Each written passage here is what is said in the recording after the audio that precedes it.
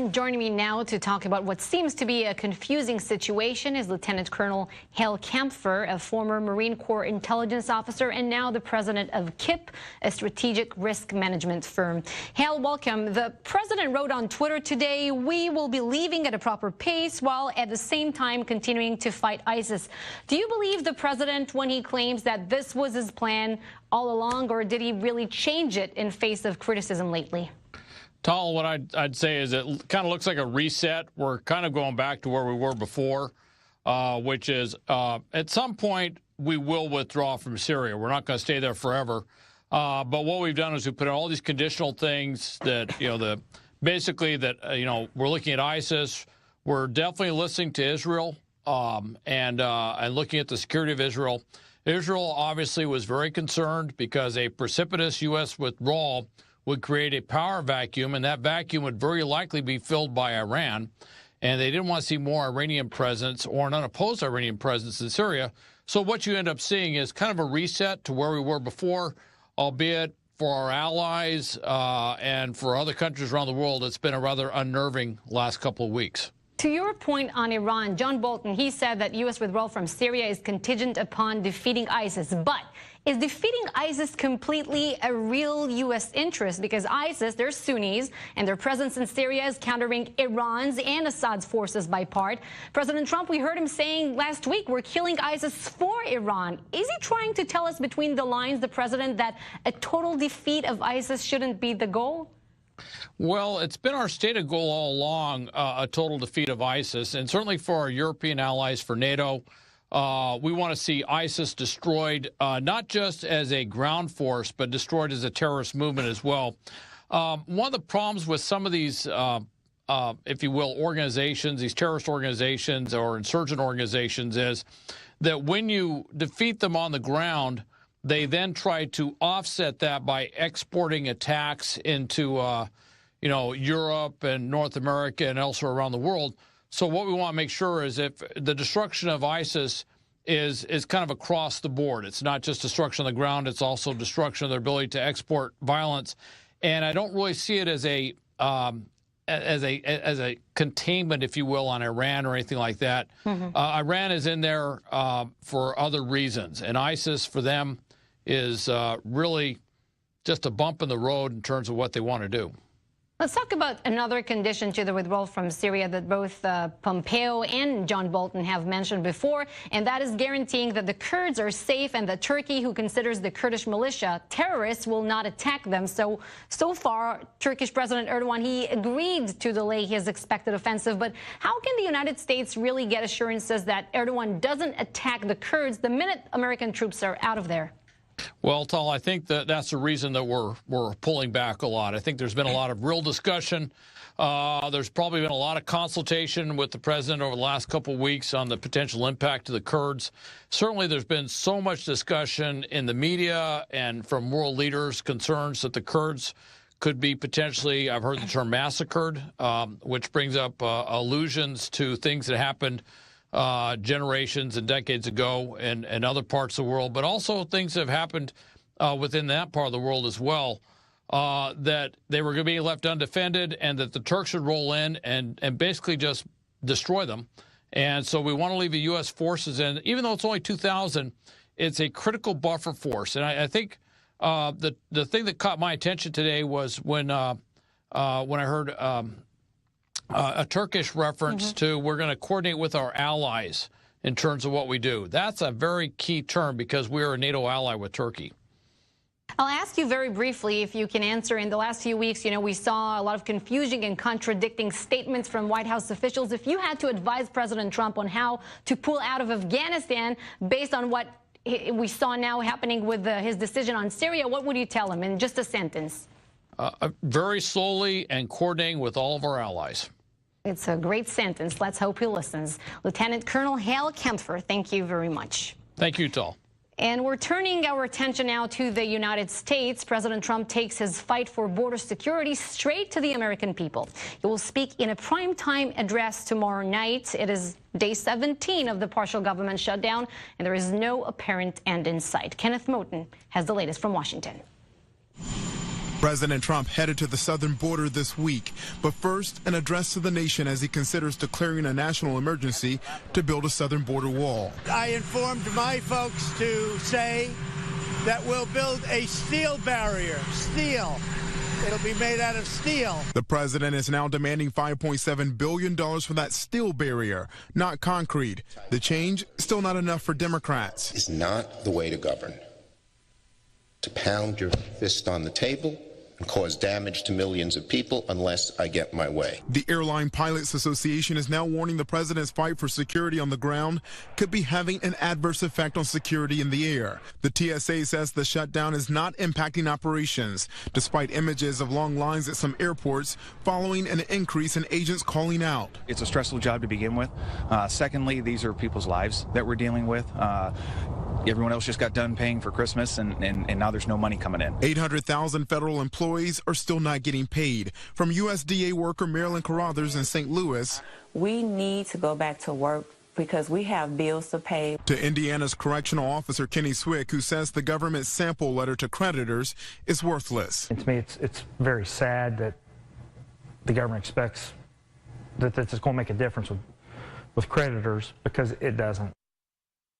That was Kenneth Moton reporting. Coming up on Clear Cut Plus, an American teacher turned ISIS fighter captured in Syria. We have the story, and we'll look at why an American would be eager to join the radical Islamist group, if we can get an answer to that. And in Texas, police have arrested the men they say killed 7-year-old Jasmine Barnes. We'll have the latest on this developing story right after this very short break, so don't go anywhere.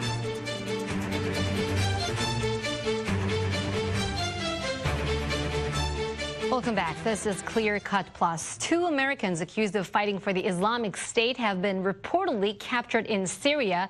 They've been identified as Warren Christopher Clark and Zaid Abdul Hamid.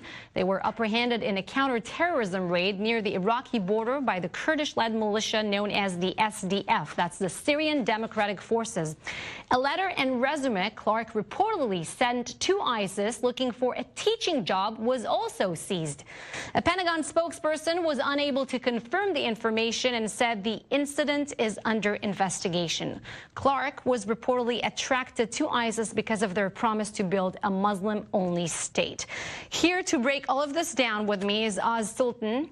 Oz is a counterterrorism expert. And Oz, let's start with the remarkable resume part of the story. Right. Does one really have to send a resume to ISIS in order to get in? One can apparently send a resume to ISIS. What are the needed skills? Well, the thing to think about here is that ISIS at one point was planning on creating literally an operational state. So they were looking for teachers, they were looking for doctors, they were looking for everything you would have inside of, you know, an operational city-state country, so to speak. And so what's interesting about Clark, you know, Clark was a convert who had professed his love or interest in ISIS in Texas for a long period of time. And he was interested in trying to figure out how he could give back to kind of like, you know, a Muslim organization. The problem, I think, being threefold. One is it's ISIS. 2 is that I think it was, you know, sort of misplaced. And 3 is that we need to be looking at this a little bit more seriously now, because inside of the social justice era that we live in, where you have a lot of folks that are, you know, indeed looking for opportunities to help in different places around the world, you have the challenge where ISIS and, you know, Abu Sayyaf and other terrorist organizations like themselves have the opportunity to recruit people and kind of brainwash them into this nexus. But let's say, okay, he wants to do something for the caliphate. It also requires moving to Syria. And the president, we heard how he described Syria last week, a land of death and sand. Well, it's 50-50. I mean, it's the challenge that you have is if you look from the west to the north, it's death and sand. If you look to the south where Assad is, they're having raves. You know, they were still running Syrian tourism campaigns up until probably about 2 or 3 months ago. So the challenge is that there's a big bifurcation in terms of what Syria is and how it exists. Secondarily, with ISIS forces being pretty much focused around Deir el-Zor, which is really more to the east of Syria, we now have kind of the challenge of We've got the SDF forces fighting them. We have the YPG, which are the Kurdish and the Peshmerga forces fighting them. And now we have the Iraqi forces fighting them on the border. President Trump has basically said that, we're not fully pulling out until they're decimated. And we've seen recently that their intelligence and, call it, social media operations were cut by about 50% by, SDF and U.S.-sponsored attacks. But the challenge still remains. The challenge remains when you have people that are looking to do kind of social good that get sucked into an organization like ISIS. Well, their weird idea of social good. In that case, we're looking at 2 American citizens, and they were apprehended in Syria. As we said, why are they treated differently, though, than any other member of the Islamic State who would have been arrested?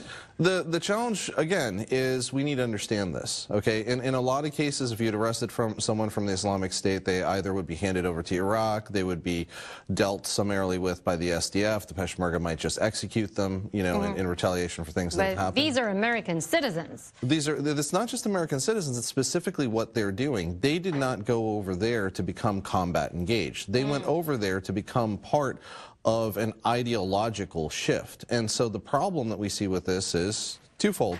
One, how do we stop this kind of recruitment?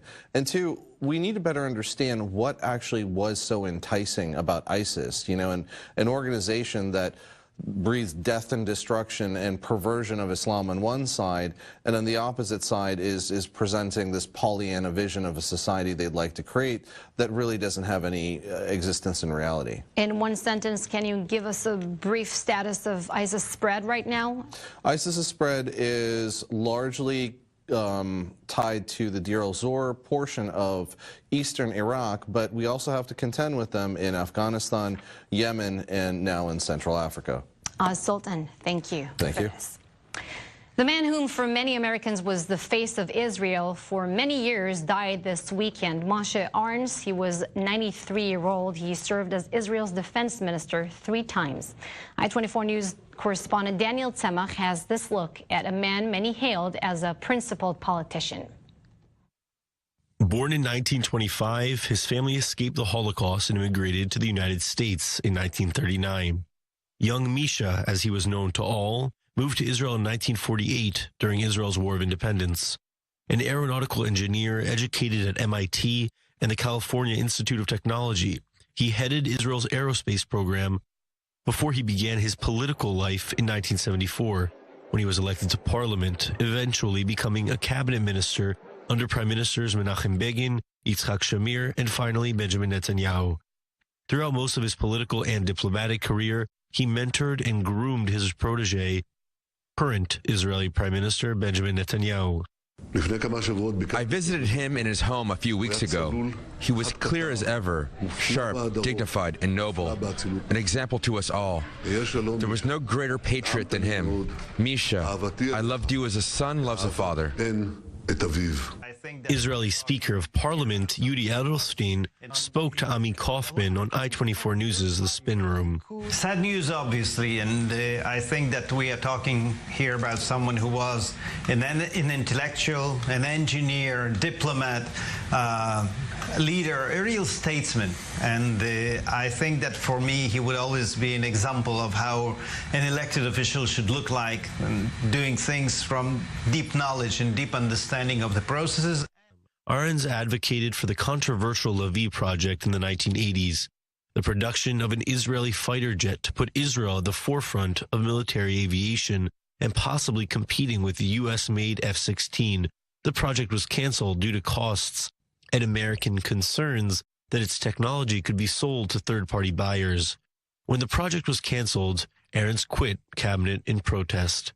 Though Arens was credited for his experience and accomplishments, it was not without controversy. The late defense minister kept a strong, hard line, opposing the terms of the Israeli-Egyptian peace treaty and vehemently opposed Israel's withdrawal from the Gaza Strip in 2005. He was against a two-state solution, arguing Palestinians could receive Israeli citizenship as part of a binational state. Judea and Samaria are the heartland of the land of Israel.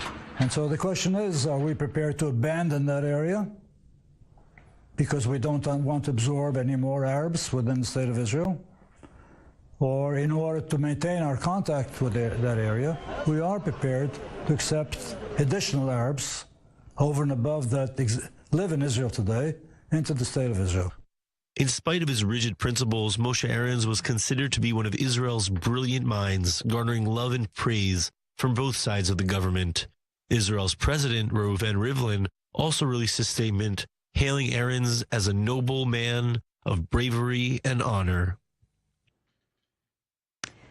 In a very high-profile case in Texas, police have arrested a man and charged them with the murder of 7-year-old Jasmine Barnes.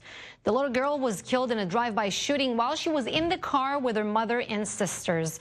It appears Jasmine and her family were not the intended target. Marcus Moore has more from Houston.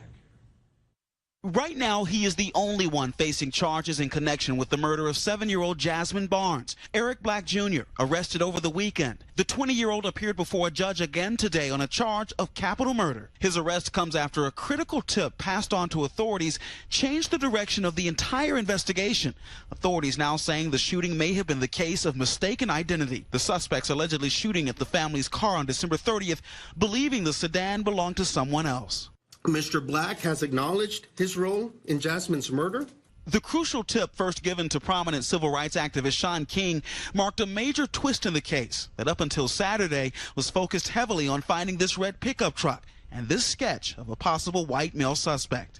We do know that there was a red truck involved. We believe now that that red truck and the driver is most likely just a witness, either by sight or sound, to what actually transpired. Jasmine's family, who initially thought the shooting might have been a hate crime, is grateful police made an arrest. Well, obviously, we were surprised by that the suspect was not who was repeatedly described by so many independent witnesses. But for this family, it didn't matter if he was black or if he was white. We haven't even had a chance to mourn yet. It was a sigh of relief that the police did their job and found who they feel is the right suspect. The latest development, a step towards closure for the family of a little girl set to be laid to rest on Tuesday. That was Marcus Moore reporting. Let's take a look at some other headlines from the U.S. as we cut across America. At various national parks around the country, members of a Muslim youth group could be seen this weekend doing cleanup work. They emptied trash cans and swept the grounds in places such as the Everglades National Park in Florida, California's Joshua Tree National Park, the National Mall in Washington, D.C., and at the Independence Mall in Philadelphia. In New York, a firefighter died Sunday night. He was responding to a two-car crash on the elevated highway at about 10 p.m. He slipped through a gap between the two sides of the roadway, trying to reach the victims. Firefighter Stephen Pollard fell 50 feet to his death. In Massachusetts, actor Kevin Spacey appeared in a Nantucket courthouse to face accusations of indecent assault and battery of a busboy who was 18 at the time. The actor entered a plea of not guilty. Prosecutors asked that he stay away from the alleged victim and his family, to which the court agreed. The next court appearance is scheduled for March 4th. In California, a man arrested in October for multiple burglaries in Malibu Creek State Park is now charged with murder. Today, officials say they were able to connect the man to the murder of a man who was killed while out camping with his two young daughters. Dania Backus has the story. After months of investigating, Los Angeles County officials say 42-year-old Anthony Rauda, pictured here, his face blurred by authorities after his arrest in October, is the person who shot and killed 35-year-old Tristan Beaudet as he camped with his 2- and 4-year-old daughters at Malibu Creek State Park in June. The relative came over, immediately saw the problem, and helped the girls and called the police. Rauda, a transient turned survivalist, was armed with a rifle when he was arrested in October for burglaries in the same area. Officials now charging him with Beaudet's murder and 10 counts of attempted murder, accusing him of opening fire on unsuspecting campers and motorists dating back to November of 2016. I just woke up to a stinging pain in my arm. James Rogers says he was struck by a pellet gun in 2016 as he was sleeping in a hammock just south of Malibu Creek. When you think about going hiking or backpacking out into the wilderness, I never used to think about humans as being part of the danger out there. And that definitely changed my view on things. Rauda's family says he has a history of mental illness and retreated to the Malibu Hills because he could not deal with people. That was Danny Abacus reporting. If Rauda is convicted, he faces a life in prison. Now to something a bit more uplifting. The private space flight company SpaceX has moved its first Dragon spaceship designed for astronauts to the launch pad. SpaceX's Dragon crew and its Falcon 9 rocket now rest on the historic launch pad 39A at NASA's Kennedy Space Center. An unmanned test flight is scheduled for the 17th of this month, but that schedule could be delayed because of the ongoing partial government shutdown. If all goes well with the unmanned test, SpaceX will launch its first manned flight, which is currently scheduled for June. And that does it for Clear Cut Plus. We would love to hear your comments. Feel free to share your opinion on Twitter and Facebook. I'm Tel Henrik in for Michelle McCory tonight. Thanks for joining us and good night.